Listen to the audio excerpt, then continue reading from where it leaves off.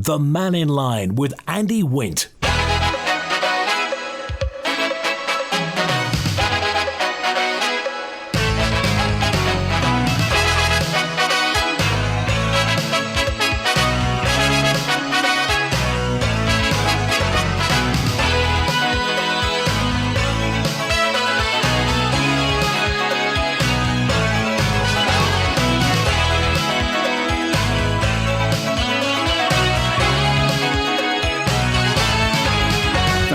Good afternoon. Mannin Line is open line today through till 1 o'clock, because tomorrow the Chief Minister will be on. But today the floor is yours. Whatever subject you'd like to talk about, then by all means do get in touch. Call 66 1368. You can text on 166 177. Email studio@manxradio.com or WhatsApp on 166 177. But you'll need us in your contacts. Many messages the back end of last week that came in too late on the show on Friday to get to. Somebody talking about abandoned vehicles around. Well, certainly those ones at Tesco, I think they were still there on Saturday. It's amazing. It's almost like a car lot down there. And some, what used to be rather nice vehicles there. Anyway, apparently they're going to be shifted away fairly shortly. Again, people talking about cutting the weeds back that the DOI aren't doing. And remember, the DOI said last week regarding the paths, don't do it yourselves. We'll do it because you're not covered by insurance. Well, how long do we have to wait if we've got holidaymakers coming over, we've got tourists coming over, visitors who want to walk down those paths? And if nobody's clearing the paths, then who's going to do it? The path fairy perhaps will get rid of all the muck and the mess in some of those paths. But I mean, they're still there. They're still not very accessible. I just wonder what the government would do, says Texter 761, if a group of people just started trimming back the vegetation. What would they do? Because if nobody's going to do it and we have to wait for them to get the money together, then what happens in the meantime? Nature takes its course and the paths get overgrown. We've got to the stage, says 109, where we've got too many people at the DOI who tell you how and why you can't do something rather than somebody who actually can do it themselves. And still, the paths continue to be overgrown. What about the volunteers who work at the MER and the steam railway? Are they insured? Says Terry Kay. The DOI said you can't do it because you're not insured and you're not trained. Well, why can't we have real paid jobs and apprenticeships for maintenance across the island? This is Victoria on 472. You should see the ivy growing on the 2 plastic lighthouses on the new bridge at the Laxey River. If they're covered in awful green mould as well, another unkempt multi-million-pound project. The 2 lighthouses, the port and starboard lighthouses. If you try walking from the Liverpool Arms to Boldrine, you take your life in your hands. On account of what? Frank. Don't worry about the road signs. They're soon going to be replaced by hundreds of 20-mile-per-hour signs anyway. And again, we were talking about the number of road signs that are either obscured by vegetation or just covered in moss. Filthy, to be quite honest. Now, does that come under maintenance of the highway? And would you be breaking the law if you cut the vegetation back or clean the sign yourself? Or have you done it? We employ over 22% of the population through government. Surely one day per month, all government workers could get involved in a mandatory island improvement scheme, fixing fence posts, cleaning up walkways. They already have liability insurance. They're government employees. Just a thought. Or maybe they could do it voluntarily, says 505. Well, you could try, couldn't you? Is it true that, this is Pat on 223, is it true that MHKs and LegCo members and civil servants get cheap fares travelling with the steam packet if it's booked by the Chief Secretary's office? Didn't know that, 223. Is that a question, or do you know something that we don't know? And again, people are saying that we should have footpath buddies, like beach buddies, clean the beaches at the weekend.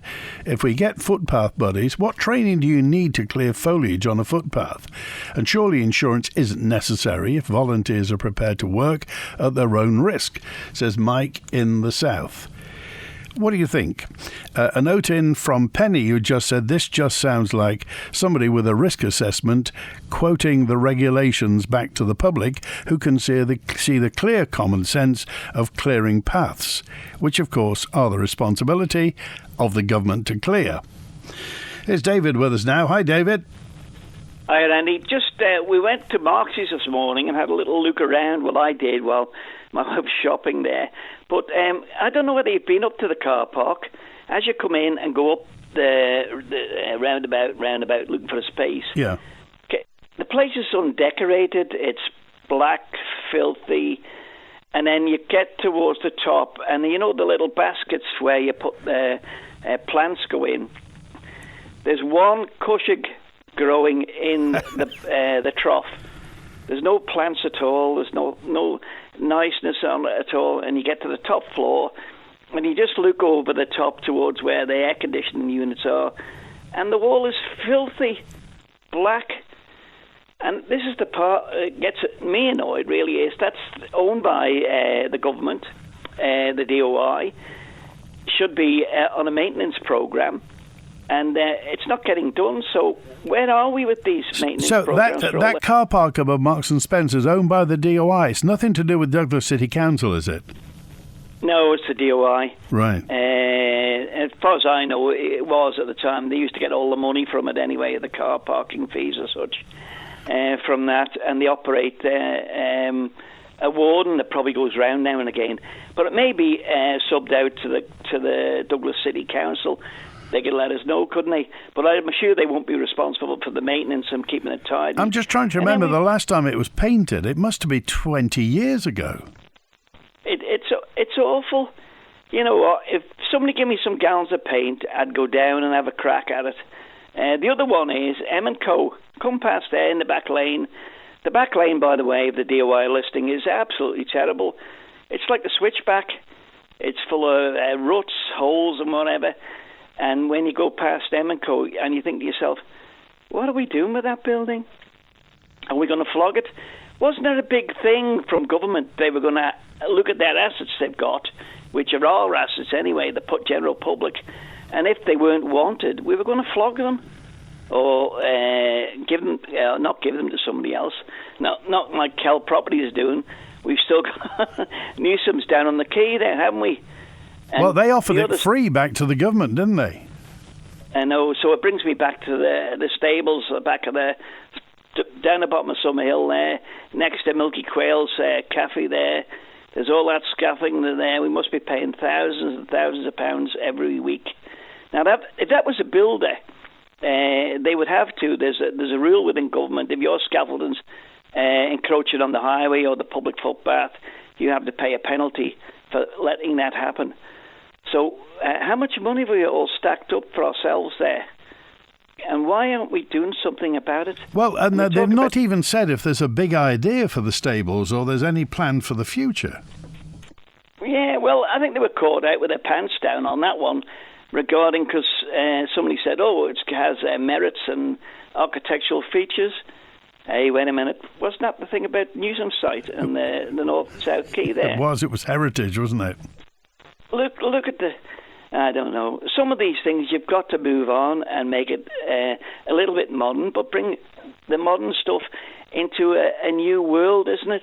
Where you've got to have, I've just gone through an air test with a building that I'm involved in, right? That passed, no problem at all.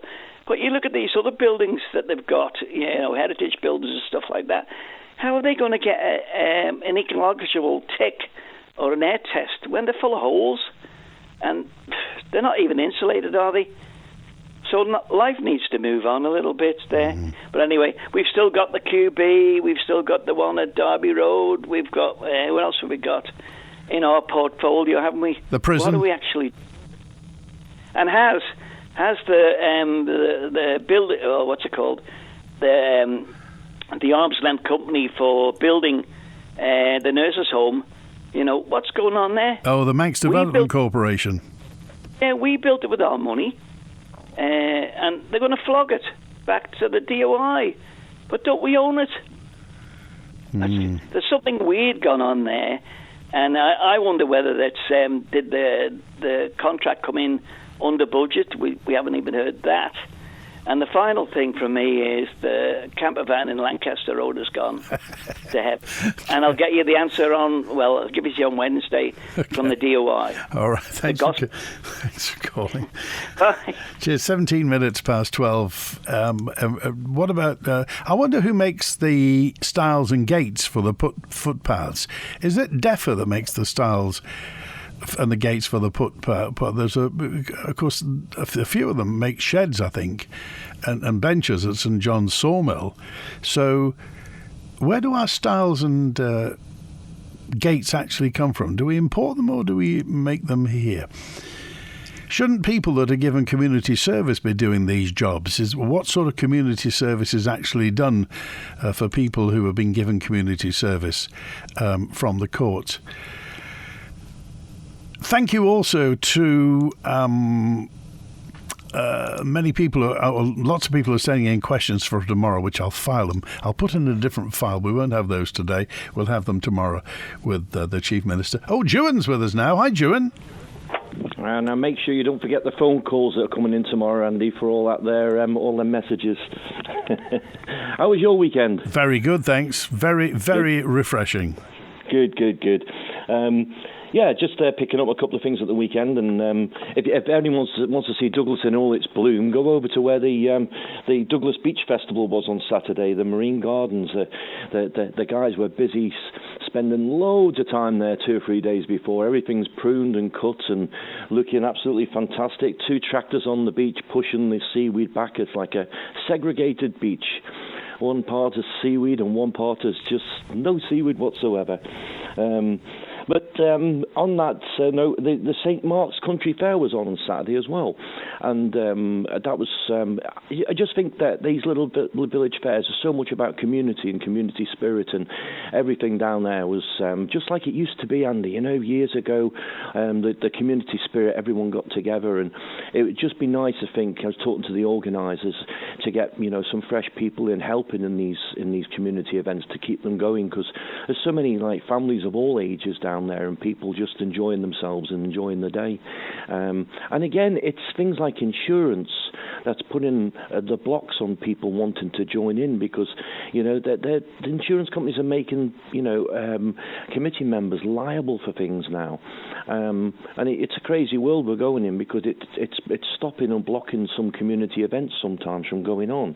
The power of these insurance companies, and I think we've spoke about that before. And just touching back on seaweed, actually, I was with a lady over here this week on holiday here, who is an agricultural lecturer in the UK, actually. I was having a really good chat with her. And she's actually over on a walking holiday.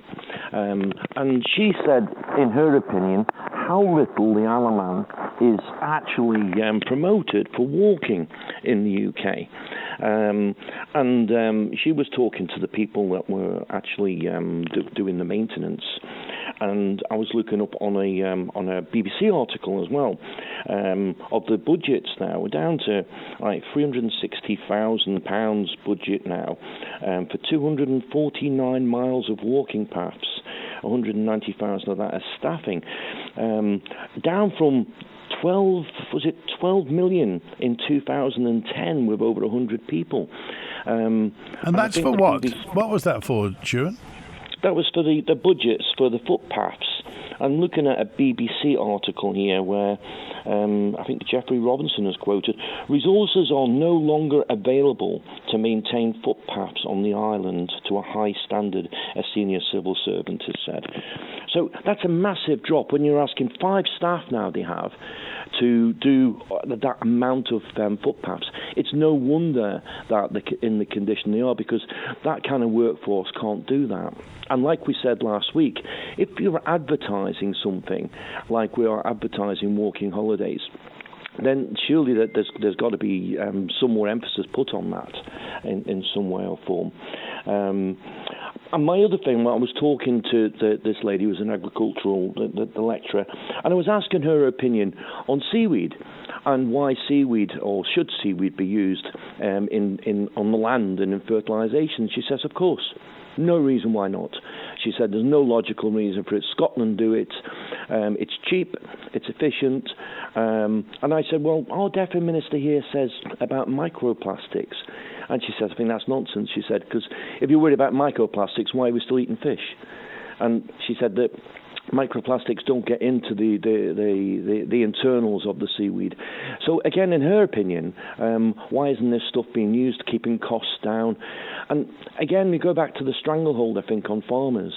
And I think people are not going to realise until maybe it's too late. A lot of people are not going to realise the importance of farming community here and community spirit, keeping things going. So I just a few little points there, Andy. But hopefully I'll cover a few with Alf tomorrow if you let me on. Okay. Well, you get in nice and early, and you'll be there. We have a queuing system here. It's just like COVID. We all queue. I'm always on nice and early, Andy. I just have my pillow there handy, ready, just in case I fall asleep waiting. But I won't be wearing a mask like COVID. See you later. Thanks for calling. 23 minutes past 12 midday on Mannin Line today. A message regarding those overgrown signs. Road signs remain overgrown. Laxey to Ramsey. Ironically, one of them warns of a speed limit, while another is for a concealed entrance, says Gaz. Absolutely obscured. The footpaths are in a terrible state. Stop wasting money on wind farm surveys. These millions would fix the paths. Well, we appear to be in something of a quandary here at the moment. If the paths, and you heard if DOI say there's no money to clear, not much money to clear the paths, and they say we can't clear the paths because we're not insured and we don't know what we're doing, and we're advertising walking holidays, what's going to happen? There used to be 300 people working on the roads for the DOI. I make it between 65 and 70 nowadays, says 021. Maybe Laxey should be twinned with that well-known Devon Town Ivy Bridge. Thank you, Captain C. I've also sent this to Julie Edge. I was freaked out being accosted first thing this morning, says 901. What was that in reference to?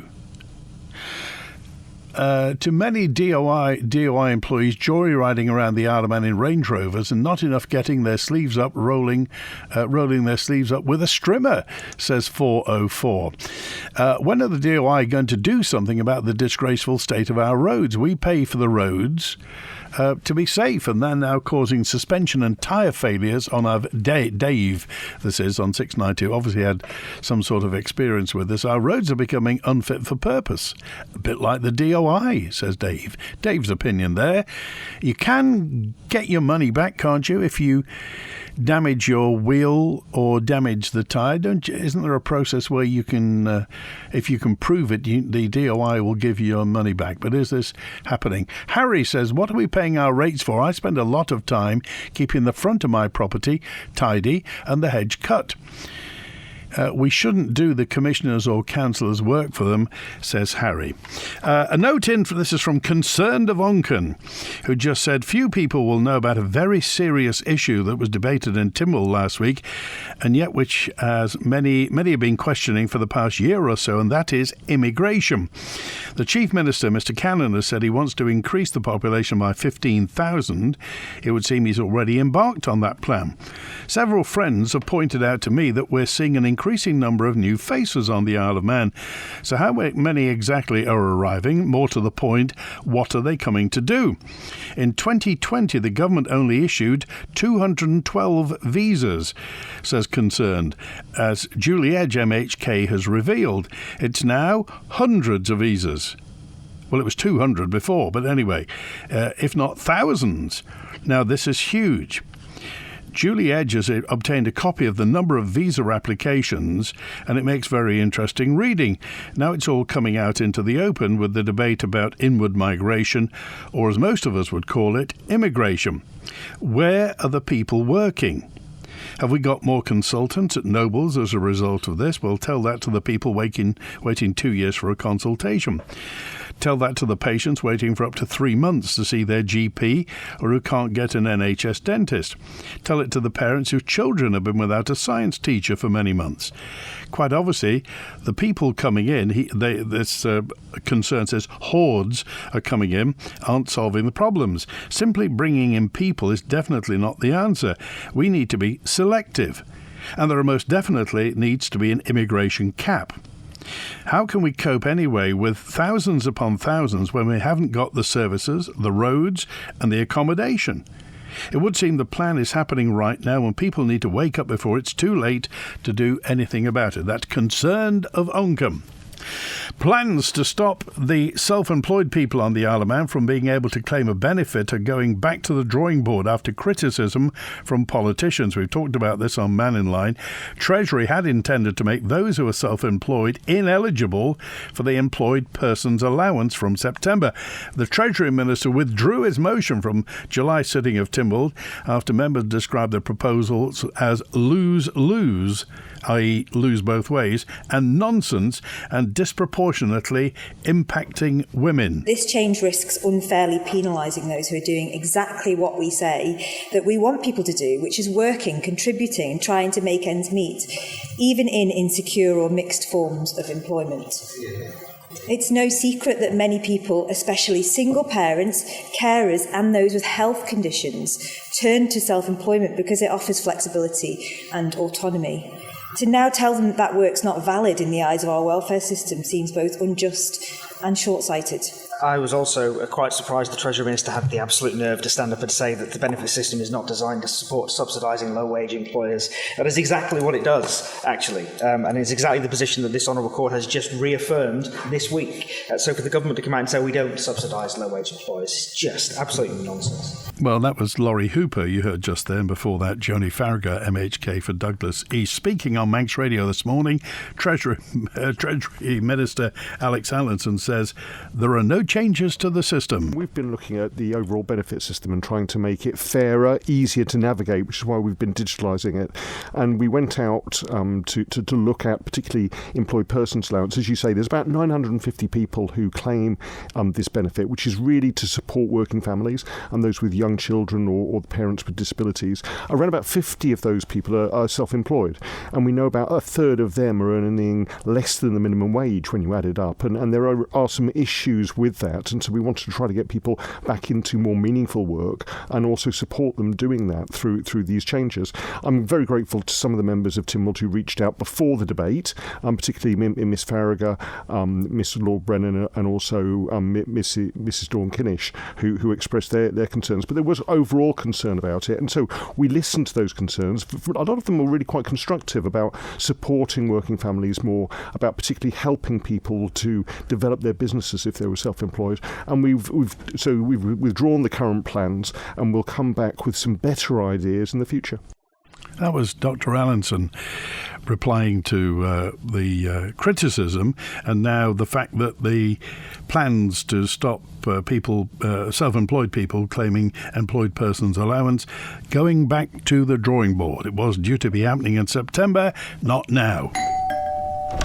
Hi Liz, I see you've had your garage converted. We're desperate for more room. Yes, come through and have a look. John called Manx Property Conversions. We now have an extra bedroom, but it could be another reception room, kids' playroom or office. They also did our conservatory roof last year. We were so impressed, we got them back to convert the garage. Wow, I need that. What's their number again? Call MPC on 450 500. That's 450 500. Or find them on Facebook at Manx Property Conversions. Spectrum Windows. If your house needs a new look and your windows let in rain, keep those cold breezes out and make it look like new again. Spectrum Windows, Spectrum Windows. Quality through and through. Great work guaranteed to you. Spectrum Windows, Spectrum Windows. Spectrum Windows. I began to struggle with the stairs, but I didn't want to leave our family home. So my daughter told me about Acorn Stair Lifts and their new showroom in Douglas. I was able to try the stair lifts and find the right one for me and the home I love. They were so friendly. The whole process was hassle-free and they offered the whole package from installation to servicing. Choose the island's first choice for stair lifts. Acorn Stair Lifts, South Quay, Douglas. Call Acorn Stair Lifts now on 672 414 or call into our Douglas showroom. Tony Christie's Farewell Tour is coming to the Gaiety Theatre on 24th of July.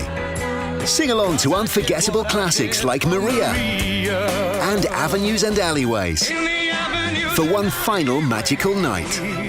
Don't miss this chance to celebrate a legendary career. Tickets are available at villagaiety.com or call 600 555. Tony Christie, The Great Farewell. 24th of July at the Gaiety Theatre. A near 8-year campaign by a mum whose son tragically lost his life concluded in last week's Tynwald when a law that makes it easier for people to donate their organs was brought into force. Campaigner Diane Taylor and former MHK Martin Perkins tell of their pride in finally seeing this through. We also hear Speaker of the House of Keys, Ewan Watterson's view on health overspend and minimum wage, and Health Minister Claire Christian explains what her department and Manx Care are doing to turn around the island's health finances. That's Agenda this evening at 5:30pm on Manx Radio with me, Phil Gorn. The Mannin Line with Andy Wint. It's 28 minutes before 1 Monday lunchtime on the Isle of Man. I was walking up Michael Street in Peel on Saturday, says Paul. Oh dear, what a mess the streets become. About 5 people up the street, and I talked to one shop worker and she said this is busy compared to in the week. Is this a result of Tesco being here? It's so run down and worse than anywhere in Blackpool, and that's saying something, says Big Paul. I previously commented on public toilets on the promenade being closed. Imagine my optimism in the tourist board when I noticed portable toilets to compensate for the closed public toilets to our tourists, only to be dismayed they are all locked, says James on 075. Can I just say the DOI's done a great job on the old railway footpaths. I use them in the Crosby and St John's area and they are very, very tidy, says Ewan 715. Regarding the lady who's trying to get her suitable wheelchair for her husband because he's over 65 and won't be able to get assistance for these things, I found the same problem. I'm sure there's a lot of people who aren't aware of this legislation, says Kay. Thank you, Kay, on 370. And regarding immigration, is it because a lot of the new faces aren't white? Wow, that's 328. I was working in A&E last week, and 4 nurses who were working in A&E but won't be staying here because it's too expensive. No different from London, they said. Well, the Chief Minister, the government's plan is to bring more people in to get the economy motoring along. Mr. Cannon's always drawn the parallel by the fact that if we have to pay for our public services, we have to have people paying tax and companies paying tax and national insurance. If we don't, we won't have the money. It's as simple as that. No doubt, well, I'll bring it up with him tomorrow as well. But if we have to have more people, surely we have to have more people. If we have less people, fewer people, less of a population, then people won't be paying income tax, national insurance. And the one I think most people forget, but it's always worth remembering, that you buy anything really, most things, and certainly if it's entertainment or fun, and you're paying VAT. So people who aren't paying income tax are still paying VAT, and VAT plays a big part in our income. So there we are. Oh, there was I've put together you 901. I finally found out what you were talking about, and it was a question about there were some people handing leaflets out in Douglas on Saturday morning. It was the Muslim Youth Association of the United Kingdom. I understand they were from Manchester, who were handing about the truth about Islam. And I don't know whether you got one, but apparently this leaflet, black leaflet with yellow writing, tells you all about the truth about Islam.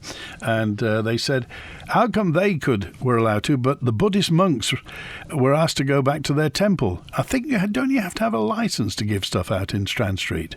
Presumably, if you have a license, you can give stuff out. But anyway, if you got one of those leaflets, I wonder what you made of it. Here's Liz with us now. Hi, Liz. Hello, good afternoon. I've just got a little thing to say. When you ring the doctor's surgery, they just keep cutting you off all the time. They don't even answer the phone. And this is the village walk in Uncan. My son's been trying to make an appointment, and I've rang them, he's rang them, and you just it rings and rings, and they tell you press 2 if you want to make it, and then they just cut you off. I mean, what's the point in having a telephone if they won't answer it? Well, you actually speak to them, or you get cut off before you get through? You get cut off before you get through.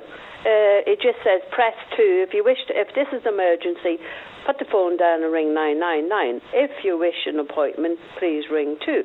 You press number 2, and all you get bang, bang, bang, and then nothing. And even at a couple of stages, there was music being playing, and then it rang again, and they just switch you off, they cut you off. And this has happened about 10, 12 times. Just recently, my son's here, and he's just been trying to get through to make an appointment, but he can't. They just cut you off all the time. It's really bad, so it is, really bad.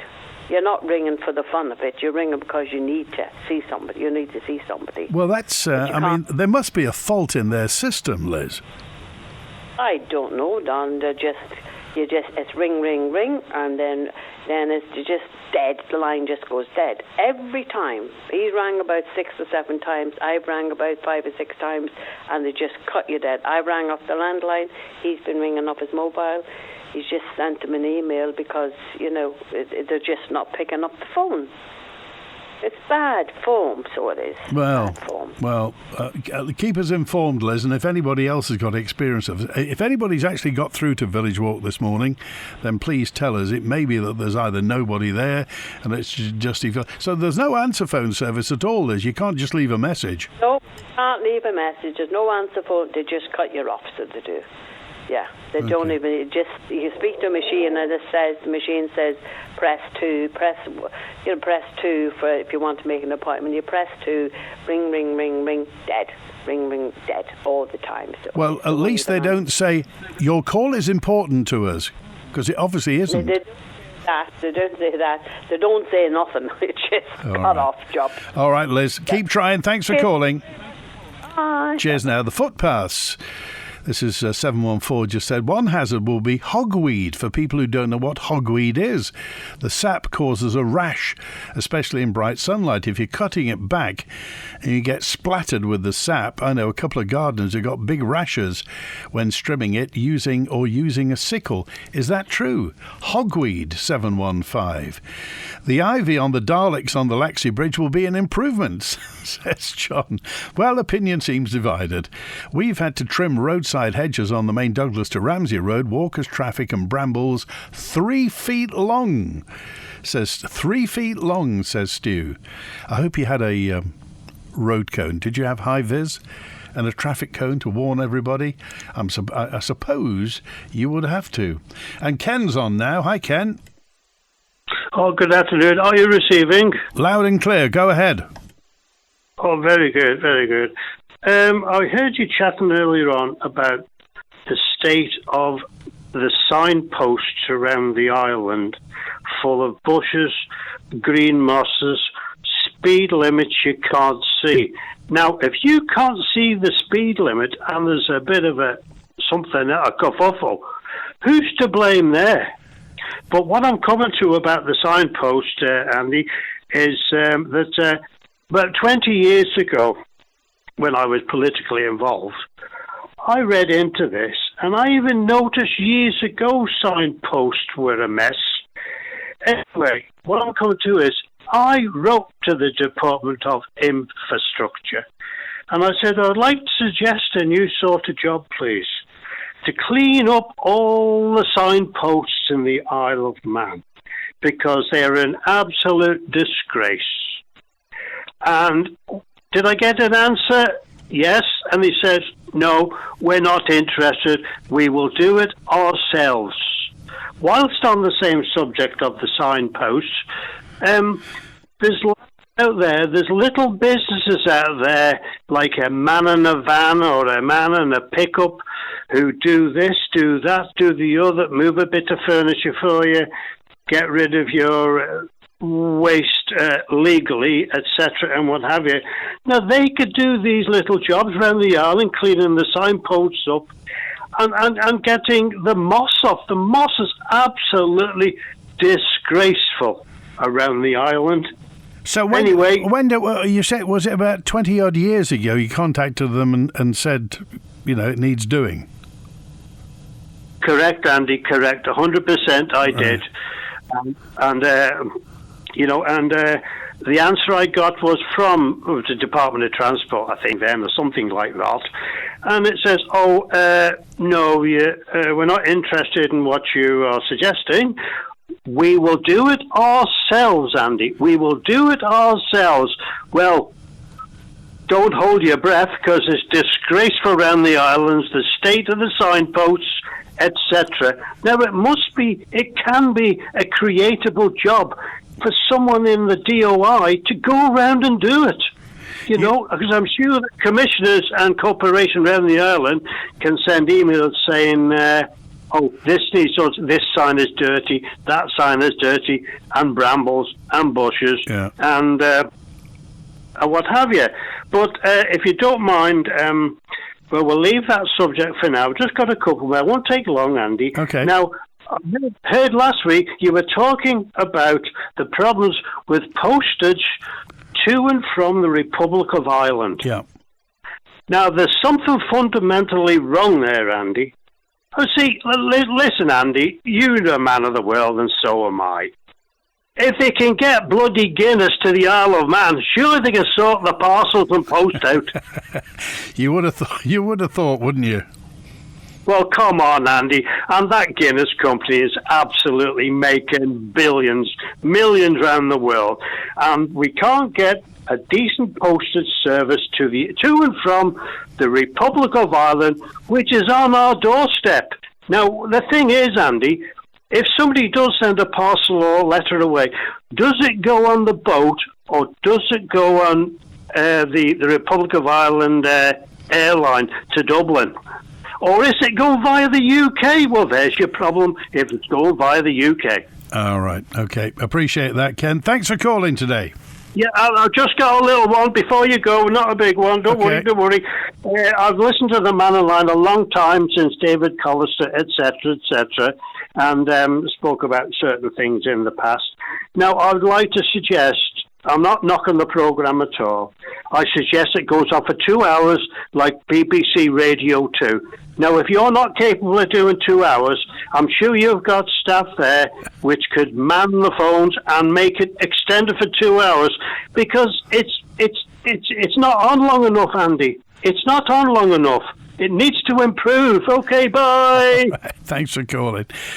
I've taken that down. I'll give it to the people who matter. That's not me, by the way. Hello, this is Doug Farragher. In conjunction with Manx Radio, I'd like to invite you to join us and learn something about our native Gaelic tongue, the language of man.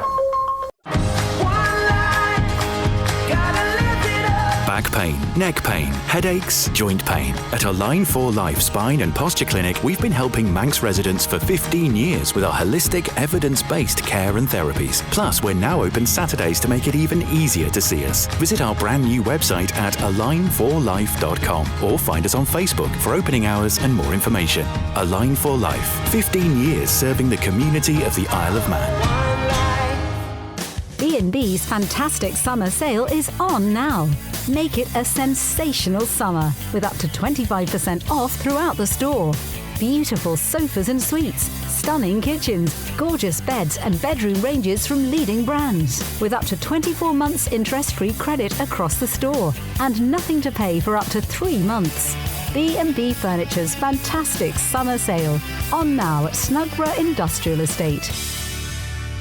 At Holmes & Davidson Opticians in Douglas, we see more, so you can too. Our advanced eye examinations go beyond the standard checkup, using state-of-the-art Heidelberg 4D retinal imaging and IDON ultrawide field technology to detect early signs of eye disease before symptoms even appear. We're the Isle of Man's trusted experts in eye health because your vision deserves more than average. Book your advanced eye exam today at Holmes & Davidson Douglas. Clarity, care, cutting-edge technology.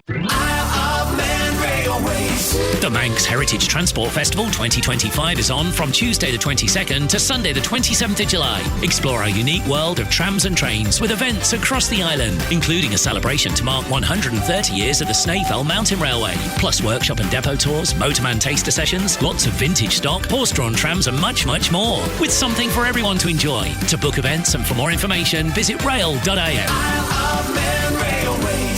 The latest edition of Manx Radio's Breath Mindfulness podcast with Karen Hardman is available now. Imagine you are spending time in a rainforest retreat. Brought to you by the Good Health Store on Station Road in Port Erin. You acknowledge the tightness releasing as the warmth of the light brings you back to self-care. Tropical Paradise Retreat, the latest in the Breath Mindfulness series with Karen Hardman, and available now as a podcast at manxradio.com. The Mannin Line with Andy Wint. Oh, Betty's on now. Hi, Betty. Hi, Andy. I haven't got a lot to say, just simply that anybody coming to the island should be fully vetted and have a job to go to, and that any dependents should be limited to blood relatives and not aunts, uncles, second cousins, or simply friends. Okay. Well, I think most people, if people are coming for a job, they have to have a work permit, don't they? I thought that was gone now. I think they don't need a work permit. I could be wrong. Okay. All right, Betty, thanks for calling today. Yes, could you check that out about the work permit? We'll certainly pass that to and see how many have been issued as well. Thanks, Betty. Okay, thanks. Bye. Okay, and Mike's with us now. Hi, Mike. Hello, Andy. Yeah. It's just a quick one. Somebody mentioned the old railway line. No, I use the old railway line, and it was very, very overgrown, like over 2 foot narrower. A few years ago, a local company, stripped it all out, levelled it, made it hard standing, put a wooden edging on it, and underneath the hard standing, they put a membrane to stop the weeds coming through. Now, last week is the first time, I think, it's been cut this year. It was so overgrown. So they cut it with a strimmer, pushed all the cut stuff to the edge, but you can see that the grass where it's come over the edge and has been allowed to come over the edge, because I don't think it was hardly cut at all last year either, has actually come over the edge and is now grown in to the chippings and that they rolled in. So that will grow back. So we spent a fortune to make, say, for instance, a 6 foot wide path that's hard for cyclists, prams, pushchairs, whatever. Yeah. And now, unless it's cut regularly, it's going to be back down to 4 foot wide in places. Because it was literally, once I was kicking the stuff away before they cut it, and in places on one side it was over 18 inches grown in, and you can still see, now they've cut it, you can see where it is growing in the hard standing. So what needs to be done? Well, for starters, forget this no-mow-may rubbish, because I know it's done for the birds nesting and everything. If you regularly cut edges and whatever, they will move away from the edge. If it's being really cut, they won't settle there anyway. So this no-mow thing that's come up in the last few years is just making the problem worse, giving them an excuse not to cut it, and so you're getting the weeds come back. To the other side of the old railway line from Peel, they put a nice tarmac path from Mill Road that follows the river all the way to the weir where the water's taken off for what was an old mill and then was the power station cooling ponds. Now that there is still hasn't been cut yet, and that is overgrown, and it's down to 2 foot wide in places, and we spent a fortune on this. So we need to spend money maintaining it. As simple as that. They need to stop the stupid big projects, use the employees we've got to maintain what we've got. So, I mean, when they say we don't have the budget for stuff like that, what's your response? 100 million on this climate change strategy, whatever it is. Forget it. As I've said to you on your programme before, the whole of the UK is responsible for 2%. That includes us. We've got virtually no pollution on the Isle of Man, industrial-wise. So our contribution to that 2%, you can't even measure.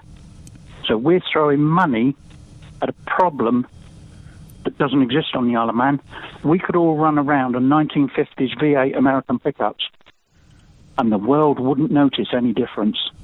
We might get a bit of smog in Douglas, but the world wouldn't notice any difference. All right. We're just wasting money and over fist. Okay, appreciate it, Mike. Thanks for calling today. Cheers. Cheers now. It's 8 minutes before 1. Bonzo's on now. Hi, Bonzo. Hello, yes, just come back to Mike very, very quickly before I talk about what I want to.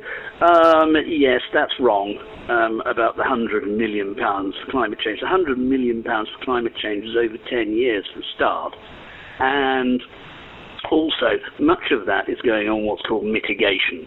So stopping flooding, beefing up sea defences, so when we get the storms and the high tides coming in so they don't flood things and damage things and various other stuff.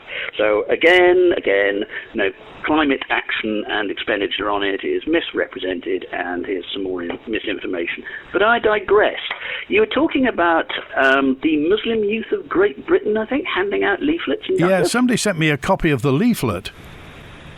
Is it extreme in any way? Or? Not in the slightest, no, not in the slightest. No, and this brings me to a point.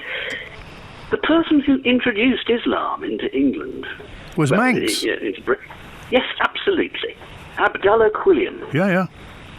The great Abdullah Quilliam, whom, for those listeners who don't know, he was educated at King Bill's, and he ended up as a solicitor in Liverpool, but then went to a trip to the Levant, what is now Israel and Lebanon and such, and converted to Islam, and came back and established a mosque in Liverpool and a girls' school adjacent to the mosque, and used to cut something of a figure in Liverpool, going around in a kaftan and a fez. But he was then made by the Grand Mufti in Mecca. He was made by the Grand Mufti the Sheikh of the British Isles. So when people say, "Oh, what's Islam got to do with the Isle of Man?" Actually, quite a lot. Good point. Very good point. Zach Hooson, I think, has written or is writing his biography. Okay. All right. Thanks, Bonzo. Okay. Cheers. Bye. Good to hear from you. We've just gone to the Grove Museum at Ramsey with the grandchildren. First day of the school holidays. Guess what? Lo and behold, it's shut. You think they'd open it for the school holidays, wouldn't you, says Peter. Talking of scaffolding, on 490, says all the towers scattered around the TT course for a big part of the year makes the place look a mess. Hope they've got planning permission. It's hard enough getting permission for normal things. Actually, my friend Graham spoke to me the back end of last week about this and said if they're going to have scaffolding around the TT course for whatever it's TV cameras or marshals, why don't they paint it? At least it would look nice. Paint it pink or black and white. Just paint it, rather than just having scruffy old scaffolding towers. It's a thought. Talking of painting, so can anybody tell me when the Marks and Spencer car park was last painted? Or indeed, who cleans it? Anybody know? The query on work permits, certain professions or trades are excluded, though they may need a DBS check, e.g. medics, so there's no in-depth vetting. You can probably come over and then not work, says this correspondent. 682 says this. There were some requests for relaxing the work permit legislation. Certainly the hospitality industry was having trouble getting people, so they... Now, the extent of that relaxation, I don't know, but it would be interesting to know how many would it be interesting to know, maybe on the monthly basis, how many work permits have been issued? Do you think that will be useful or just too much information? I want to say thank you to... I've got a correspondent who sent me a really long message, which I'm not going to do now. We'll do that possibly on Wednesday, because you know what's happening tomorrow. Chief Minister's here. Alfred Cannon MHK, Aaron Michael MHK will be on from 12. If you want to get in touch, get in nice and early. Call 66 13 68. You can text, you can email, you can WhatsApp, or in the meantime, you can send off a screed if you like to Mannin Line at manxradio.com or call the answer phone on 682-631. Oh, and remember, this Friday is the closing, it's the deadline to apply for the first round of funding celebrating the Manx language, the culture van in Trish. Want more information on this? If you want to promote the Manx language, go to manxradio.com, find the news item, click on the link, and there you are. The close for the first round of funding is this Friday. That's it. Thanks to Chris on the phones today. WINT.